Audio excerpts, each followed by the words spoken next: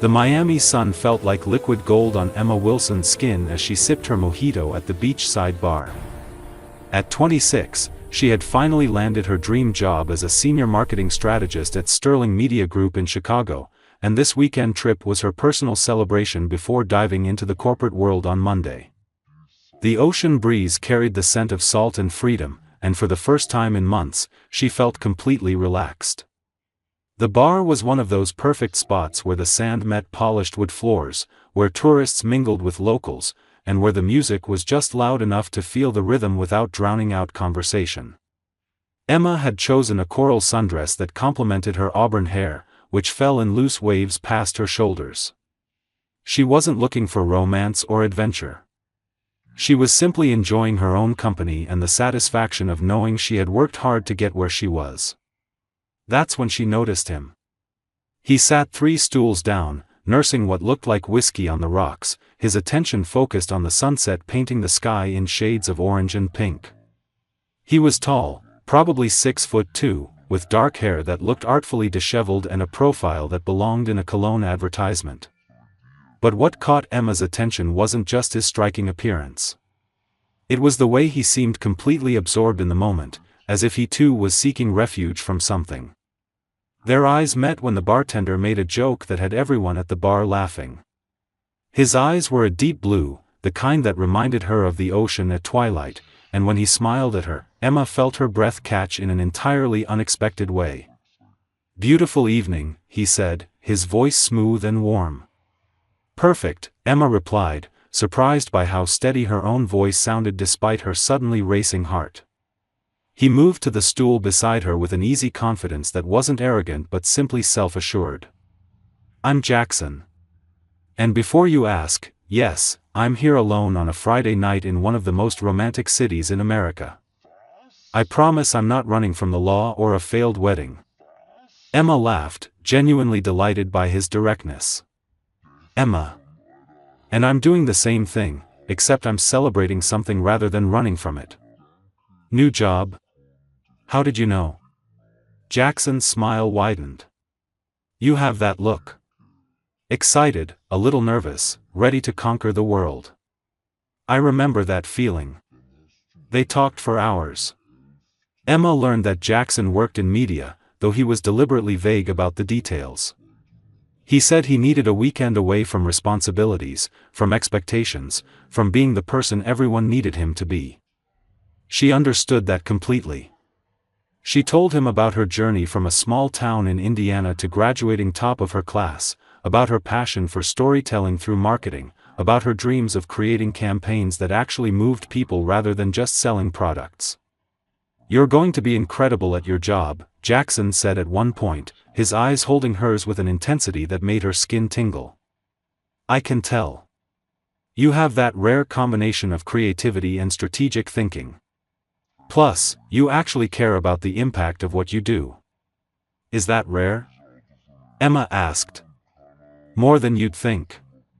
Most people in our industry get so focused on metrics and bottom lines that they forget we're supposed to be connecting with human beings, not just consumers." The conversation flowed effortlessly from work to travels, from favorite books to childhood dreams. Emma found herself sharing things she rarely told anyone, like how she used to write stories as a child and still kept a journal filled with observations about people and places. Jackson listened with genuine interest, asking questions that showed he was truly engaged. As the night deepened, they moved from the bar to a walk along the beach. The sand was cool beneath Emma's bare feet, and the sound of waves provided a rhythm to their wandering conversation. At some point, Jackson took her hand, and the simple gesture felt natural, right, as if they had known each other for years rather than hours. "This is crazy," Emma said as they stood at the water's edge, waves lapping at their feet. "I don't do this. I don't meet strangers and spend entire evenings with them." "Neither do I," Jackson admitted. "But something about tonight feels different." "You feel different." When he kissed her, it was soft at first, questioning, giving her every opportunity to pull away. But Emma didn't want to pull away. She kissed him back, and what started gently quickly became more intense, more desperate, as if they both understood that this moment was fleeting and needed to be captured fully. They spent the night together in Jackson's hotel room, and it was everything a spontaneous encounter should be: passionate, tender, exciting, and somehow intimate despite the brevity of their acquaintance. They talked until dawn, learning each other's bodies and stories in equal measure. Emma felt more herself with this stranger than she had felt with people she had known for years. As the sun began to rise, casting pink light through the hotel windows, they made a pact. This would be a beautiful memory, nothing more. No phone numbers, no last names, no promises they couldn't keep. They both had lives to return to, careers that demanded their focus, and neither wanted to complicate something perfect by trying to force it into reality. "Thank you for this," Emma said as she prepared to leave. "For reminding me that life can be spontaneous and magical." Jackson pulled her close one last time. "Thank you for being exactly who you are. Your new company is incredibly lucky to have you. Don't let them forget that." They kissed goodbye, and Emma walked out of his hotel room knowing she would never forget this night but determined not to let it distract her from the exciting new chapter of her life that was about to begin. Monday morning arrived faster than Emma expected. She stood in front of Sterling Media Group's impressive glass and steel building in downtown Chicago, taking a deep breath before entering. Her navy blue suit was professional but stylish, her portfolio was perfectly organized, and her confidence was genuine. She was ready for this. The lobby was sleek and modern, all clean lines and contemporary art. The receptionist, a friendly woman named Beverly, welcomed her warmly and directed her to the 15th floor where she would meet with HR before being introduced to her team and, eventually, the CEO. Emma's new office was small but had a window overlooking the Chicago River. She was arranging her few personal items when her phone buzzed with a text from her best friend Rachel asking how the first day was going. Emma was typing a response when her supervisor, Patricia Moore, appeared at her door. "Emma, welcome officially to Sterling Media. Are you ready to meet the executive team?" "Absolutely," Emma said, smoothing her skirt and following Patricia down the hall. They entered a large conference room where several people were already seated. Patricia made introductions quickly: the CFO, the creative director, the head of client relations. Emma shook hands and smiled, making mental notes about each person. Then Patricia gestured to the head of the table. "And this is our CEO, Jackson Cole." The world seemed to tilt on its axis. Emma's breath caught in her throat as Jackson stood and turned toward her. For a fraction of a second, his composed expression faltered, and she saw her own shock reflected in those blue eyes she had been trying all weekend to stop thinking about. "Ms. Wilson," Jackson said, his voice perfectly professional as he extended his hand. "Welcome to Sterling Media Group." Emma's hand moved automatically to shake his, and the moment their skin touched, that same electric current from Miami shot through her. "Mr. Cole," she managed, impressed that her voice didn't shake. "Thank you. I'm excited to be here." His grip was firm, professional, and lasted exactly the appropriate amount of time. But his eyes held hers for just a beat too long, communicating 1,000 things that couldn't be said in this room full of people. As Patricia continued with the orientation, explaining the company's current projects and Emma's role in the upcoming luxury hotel campaign, Emma's mind was racing. The man from Miami, the stranger she had shared the most intimate and perfect night with, was her boss. Not just any boss, but the CEO of the entire company. This couldn't be happening. Throughout the meeting, Emma forced herself to focus on the information being presented. She asked intelligent questions, took notes, and projected the confidence and competence she genuinely possessed. But she was acutely aware of Jackson's presence at every moment, of the way he listened when she spoke, of how his jaw tightened slightly when their eyes accidentally met. When the meeting finally ended, Patricia asked Emma to stay behind for a moment. Emma's heart pounded as the others filed out, leaving her alone with Patricia and Jackson. "Emma, you'll be working closely with our CEO on the Regency Hotels account," Patricia explained. "It's our biggest client, and Jackson personally oversees their campaigns. I hope that's not intimidating. Not at all, Emma lied smoothly. I'm looking forward to the challenge. Jackson finally spoke directly to her. Your portfolio was impressive, Ms. Wilson. Your work on the Cascade Resorts campaign during your internship showed real innovation. I have high expectations, but I believe you're capable of meeting them. His words were perfectly appropriate, but Emma could hear the subtext, the acknowledgement of their situation, the silent question of how they were going to handle this impossible complication. I won't disappoint you, Emma said, meeting his gaze steadily. Something flickered in his eyes, respect perhaps, or recognition of her strength in this surreal moment. I'm sure you won't. After Patricia left, there was a brief moment when they were alone in the conference room. Jackson moved to the window, his back to her, his shoulders tense. Emma, he began quietly. Mr. Cole, she interrupted firmly. I'm here to work. What happened in Miami was beautiful, but it belongs in Miami. I'm not going to let it affect my professional performance, and I hope you won't either. He turned to face her, and the raw emotion in his expression nearly broke her resolve. You're right. Of course you're right. But you should know that Sterling Media has a strict policy about workplace relationships. It's in the employee handbook. No romantic or personal relationships between employees at any level. I understand, Emma said, lifting her chin. That won't be a problem. Won't it? Jackson asked softly. For a moment, neither of them spoke.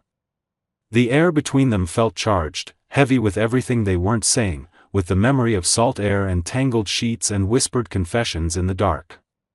It can't be, Emma finally said. I've worked too hard to get here to throw it away for something that was only ever supposed to be one perfect night. Jackson nodded slowly. Then we'll keep it professional. Completely professional. Agreed, Emma said. But as she walked out of that conference room and back to her new office, Emma couldn't shake the feeling that keeping things professional with Jackson Cole was going to be the hardest thing she had ever done. Because one perfect night had been enough to show her what it felt like to connect with someone on every level, intellectual, emotional, physical. And now she had to work alongside him every day, pretending that connection didn't exist, that she didn't remember exactly how his laugh sounded in the dark or how his hands felt against her skin. She sat at her desk, staring at her computer screen without really seeing it, and wondered how she was supposed to build a career at Sterling Media when her heart was already breaking the rules she had just agreed to follow. Emma threw herself into work with a determination that bordered on obsession. If she couldn't control her feelings for Jackson, she could at least control her professional output. She arrived at the office before anyone else and left long after most people had gone home. Within her first 2 weeks, she had already contributed 3 innovative concepts to the Regency Hotel's campaign that had the creative team buzzing with excitement. Jackson watched from a distance, which was exactly what they had both agreed to do. During meetings, he addressed her with the same professional courtesy he showed everyone else. When he praised her work, which he did often because it genuinely deserved praise, his tone was measured and appropriate. To anyone observing them, they were simply a CEO and his talented new employee maintaining a perfectly proper working relationship. But Emma knew better. She noticed the way his gaze would linger on her for just a fraction of a second too long when he thought no one was looking. She caught the tension in his jaw when another male colleague stood too close to her desk. And she was acutely aware of the careful distance he maintained whenever they had to interact, as if he didn't trust himself to stand too near. The torture was exquisite and constant. 3 weeks into her new job, Patricia assigned Emma to work directly with Jackson on finalizing the pitch presentation for Regency Hotels. They would need to spend several late nights together refining the strategy, which meant hours alone in his office or the conference room. Their first working session was scheduled for a Thursday evening. Emma prepared meticulously, determined to keep everything focused on business. She wore her most conservative suit, pulled her hair back in a sleek bun, and brought enough work materials to build a fortress between them if necessary. Jackson's office was on the 20th floor, with floor-to-ceiling windows offering a breathtaking view of Chicago's skyline. When Emma arrived at 7 that evening, he was standing at those windows, his jacket discarded and his sleeves rolled up. He looked tired but still impossibly handsome in a way that made Emma's professional resolve waver. "Emma," he said, turning when she knocked. "Come in. I ordered dinner. I hope Chinese is okay." "Perfect," she said, setting her laptop and files on his conference table. "I brought the revised demographics analysis and 3 variations on the visual identity concept." For the first hour, they managed to keep things strictly professional. They reviewed data, debated strategy, and challenged each other's ideas with the kind of intellectual sparring that Emma had always loved about her field. Jackson was brilliant, she had to admit. He saw connections between disparate elements that others missed, and he pushed her thinking in ways that made her better at her job. "This angle here," Jackson said, leaning over the table to point at her screen. "What if instead of emphasizing luxury as exclusivity, we frame it as luxury as personal sanctuary? In a world that's constantly demanding everyone's attention, Regency offers not just comfort but genuine escape." Emma felt a thrill of excitement at the concept. "Yes. And we could tie that into the wellness amenities they're adding. It's not just about thread count and marble bathrooms. It's about creating space for people to actually breathe." "Exactly," Jackson said, and his smile was genuine and warm. "God, you're good at this." Their eyes met, and suddenly the professional distance they had been maintaining collapsed like a house of cards. They were standing close enough that Emma could smell his cologne, that subtle scent that had haunted her since Miami.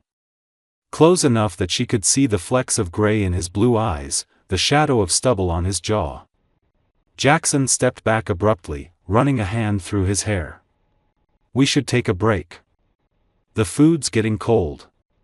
They ate in careful silence, both pretending to review documents on their respective laptops.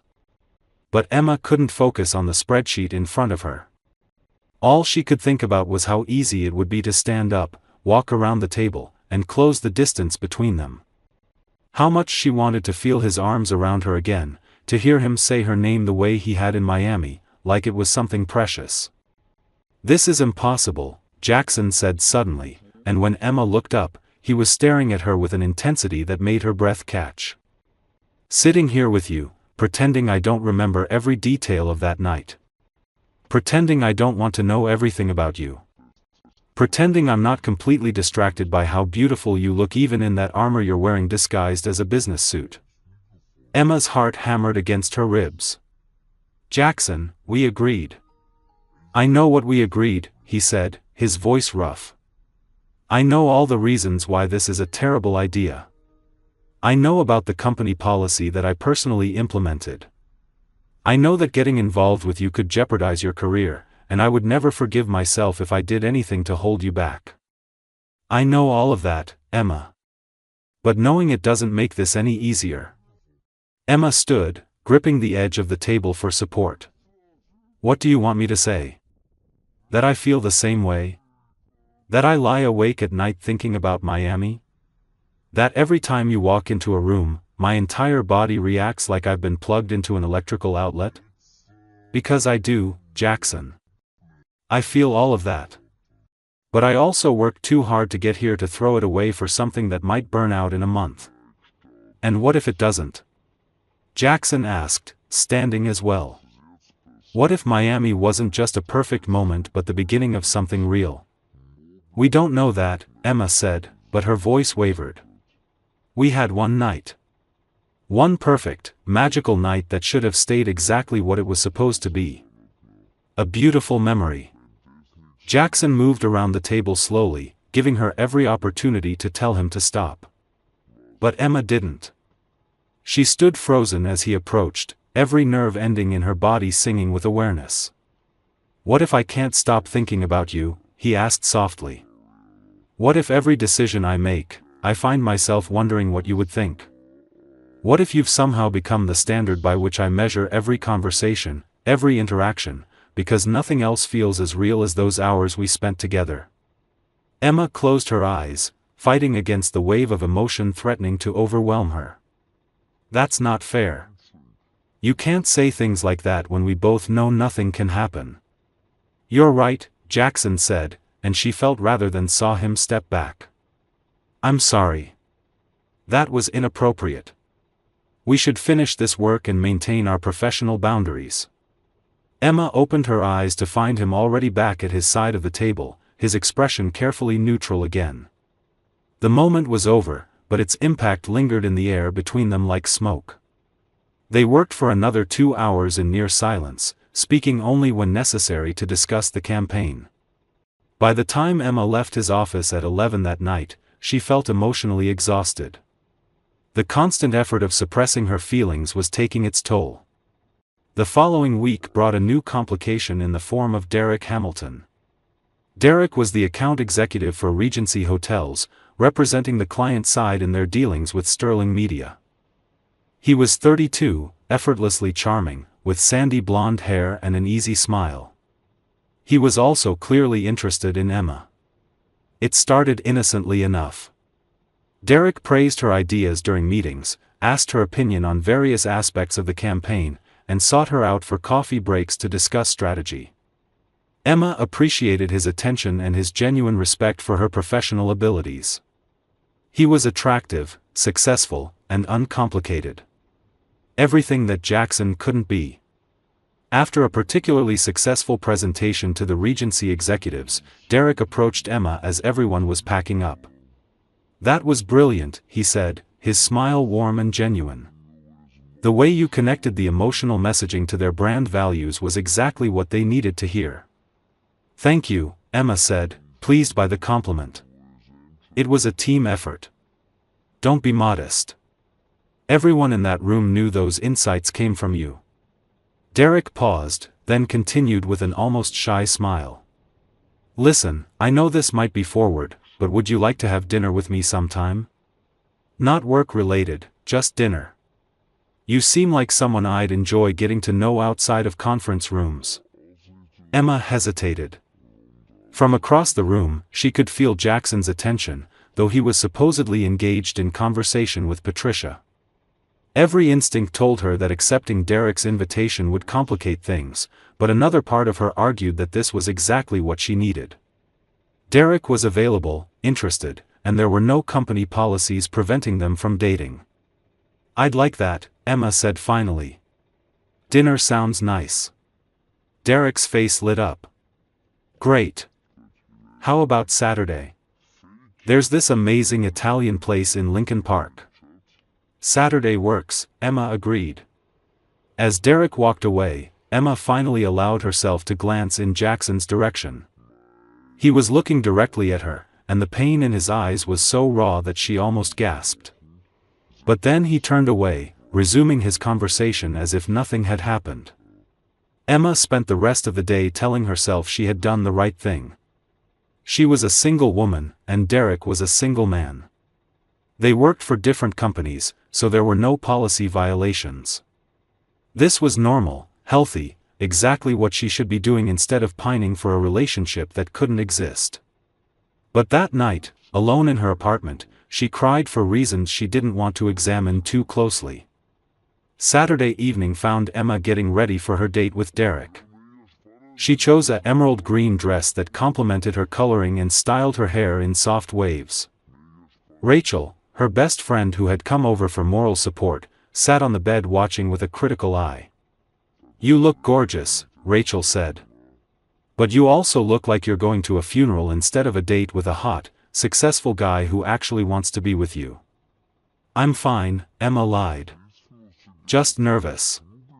"Emma, I've known you since college. You're never nervous about dates. What's really going on?" Emma sat on the edge of her bed, suddenly exhausted by the weight of secrets she had been carrying. "I met someone before I started my job. In Miami. It was supposed to be just one night, but it turned out he's my boss. The CEO of the company. And there's a policy against workplace relationships, so nothing can happen even though we both feel something." Rachel's eyes widened. "Oh my God. You buried the lead there. You're in love with your boss. I'm not in love, Emma protested, but the words sounded hollow even to her. It was one night. You can't fall in love in one night. Tell that to your face right now, Rachel said gently. Emma, if this Jackson person feels the same way, surely you can figure something out. Policies can be changed. It's not that simple. I just started this job. I can't be the woman who sleeps her way to success. And what if it doesn't work out? Then I've destroyed my career for nothing. Or, Rachel said, what if it does work out and you spend the rest of your life with someone who makes you feel the way I see you're feeling right now, even while you're denying it? Emma didn't have an answer for that. Instead, she finished getting ready and went on her date with Derek. Derek was everything a date should be: attentive, funny, interesting. He told her about his own career journey, asked genuine questions about hers, and made her laugh with stories about disastrous client meetings and office politics. The Italian restaurant was charming, the food was delicious, and the conversation flowed easily. But Emma's heart wasn't in it. She kept comparing everything to Miami, to Jackson. Derek's laugh wasn't as rich. His insights weren't as sharp.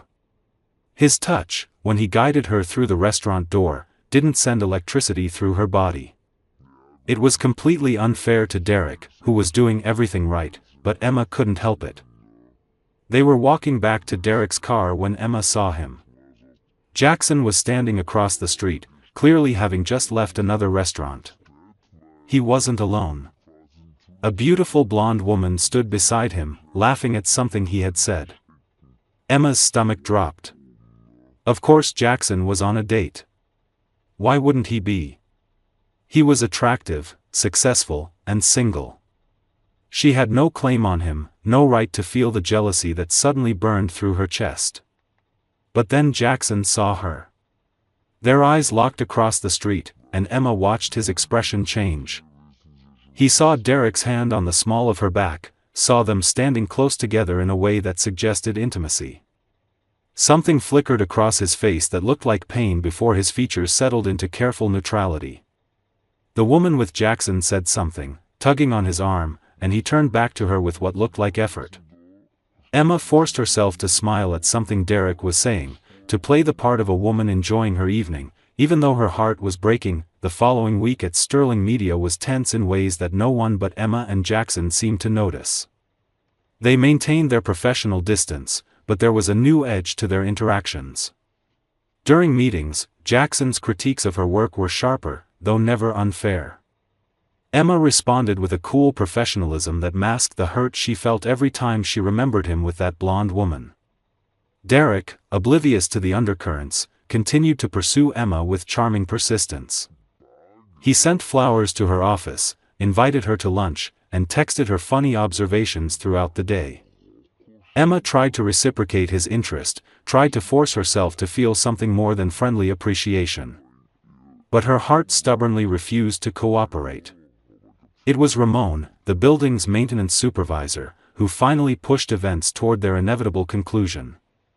Ramon was a 60-something man with kind eyes and a knowing smile who seemed to understand everything that happened in Sterling Media's offices. He had been watching Emma and Jackson dance around each other for weeks, and he had apparently decided that enough was enough. On a Wednesday afternoon, Ramon appeared at Emma's office door. "Ms. Wilson, I hate to bother you, but there's a leak in the storage room on the 20th floor. Mr. Cole asked if you could help him sort through some boxes that might get damaged. Your marketing files are stored there." Emma frowned. "Can't it wait until the leak is fixed?" "The plumber can't get here until tomorrow," Ramon said with an apologetic shrug. "Mr. Cole thought you'd want to protect your work." Sighing, Emma followed Ramon to the storage room. It was tucked away at the end of a quiet hallway, filled with filing boxes and old equipment.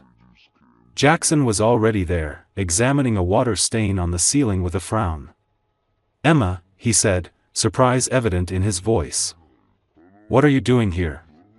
"Ramon said you needed help with the marketing files," Emma said, confused. Understanding dawned on Jackson's face. That old romantic, he murmured. Then louder, there is no leak, is there, Ramon? But Ramon had already disappeared, and they heard the distinctive click of the storage room door locking from the outside. We're locked in, Emma said, trying the door handle. That sneaky old man actually locked us in. Jackson laughed despite himself, a real laugh that Emma hadn't heard in weeks. He's been trying to get us alone together since you started. I should have seen this coming. How long until someone finds us? Emma asked. Jackson checked his watch. It's 5:30 on a Wednesday. Most people have already left. Ramon's shift ends at 6. I'd guess we're here for at least a couple of hours. They stood in awkward silence for a moment.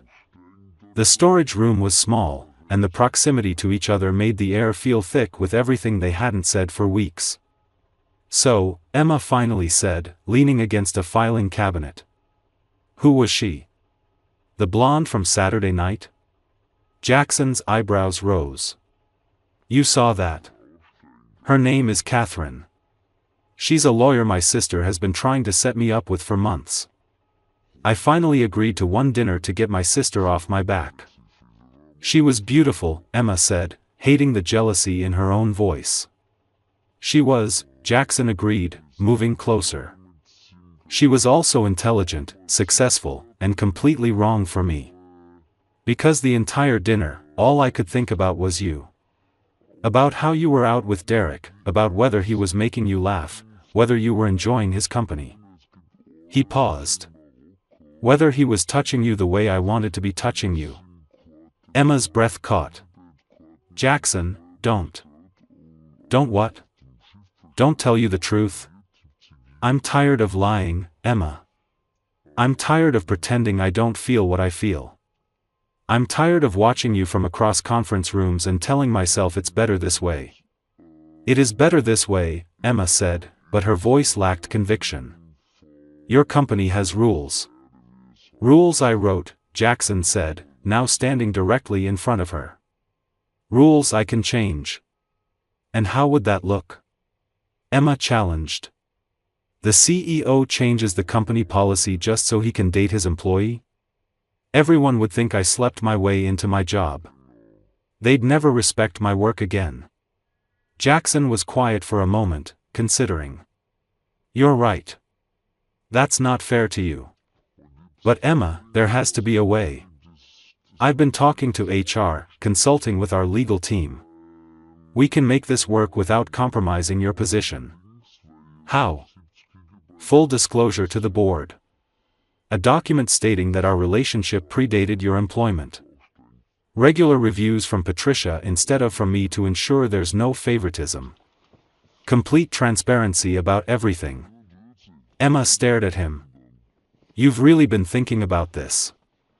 I haven't been able to think about anything else, Jackson admitted. That night in Miami showed me what my life has been missing.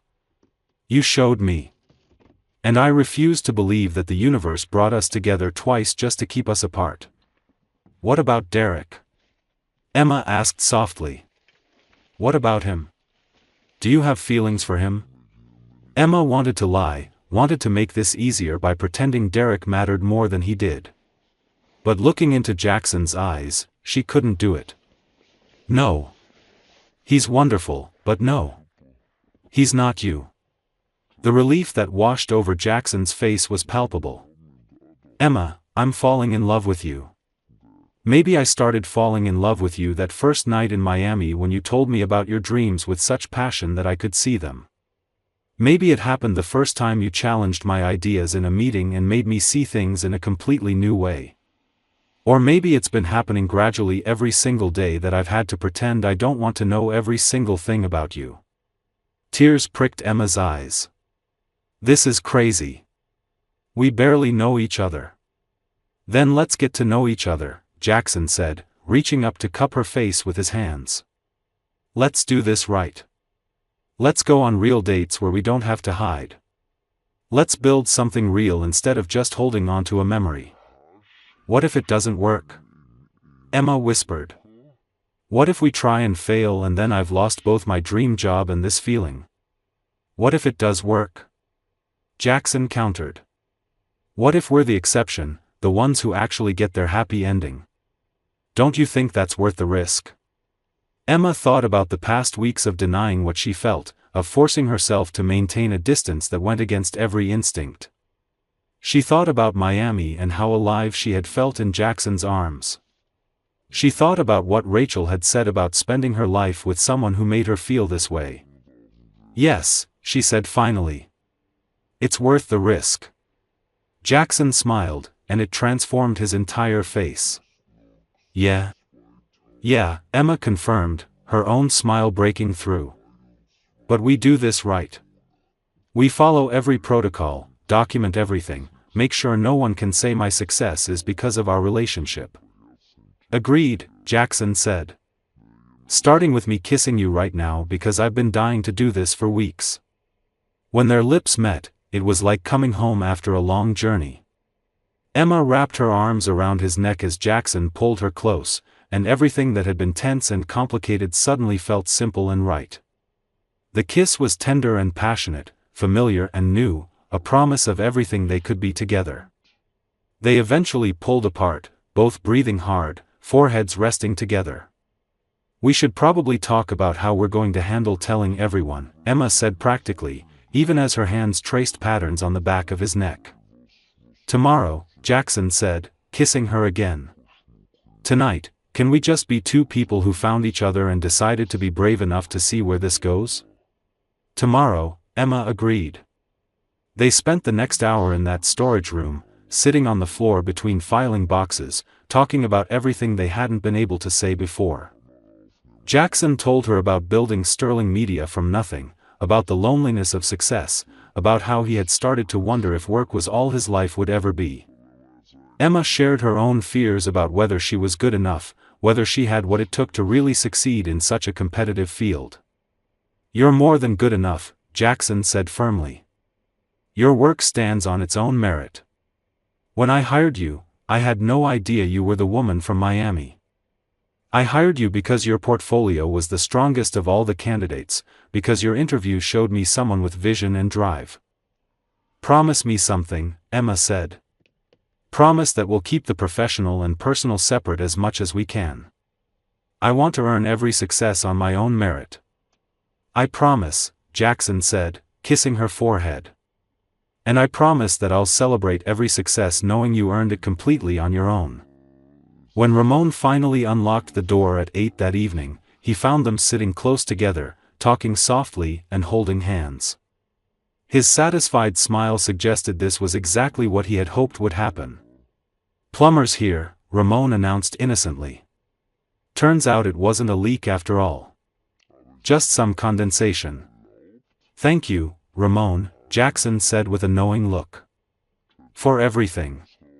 Ramon winked. Sometimes people just need a little push in the right direction. The next morning, Jackson called an emergency board meeting. Emma sat in Patricia's office, nervous but determined, as Jackson explained the situation to the board members. He presented documentation showing that he and Emma had met before her employment, outlined the protocols they would follow to ensure transparency, and formally requested approval for a relationship disclosure. The board deliberated for 2 hours. Emma spent that time working on the Regency campaign, trying to distract herself from imagining worst-case scenarios. Finally, Patricia came to get her. They want to speak with you, Patricia said, and Emma couldn't read her expression. In the boardroom, Emma faced 8 stern-looking executives. She straightened her spine and met their gazes directly. Ms. Wilson, the board chair began, we've reviewed Mr. Cole's proposal. Before we make our decision, we'd like to hear from you.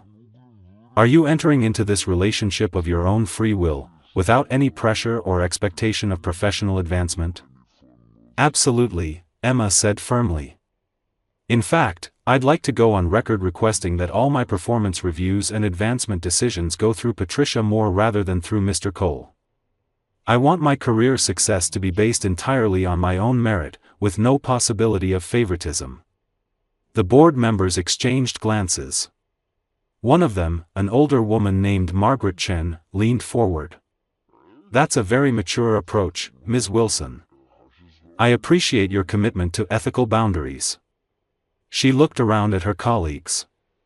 Personally, I think we should approve this with the conditions Ms. Wilson has outlined. Jackson has never given us reason to question his judgment, and his transparency in this matter speaks well of both their characters. After another brief discussion, the board voted unanimously to approve the relationship disclosure with Emma's requested conditions. When Emma left the boardroom, Jackson was waiting in the hallway, and the smile on his face told her everything before the board chair officially informed him of their decision. Derek Hamilton took the news about Emma and Jackson's relationship with unexpected grace. When Emma called him to explain, he laughed ruefully. "I kind of wondered," he admitted.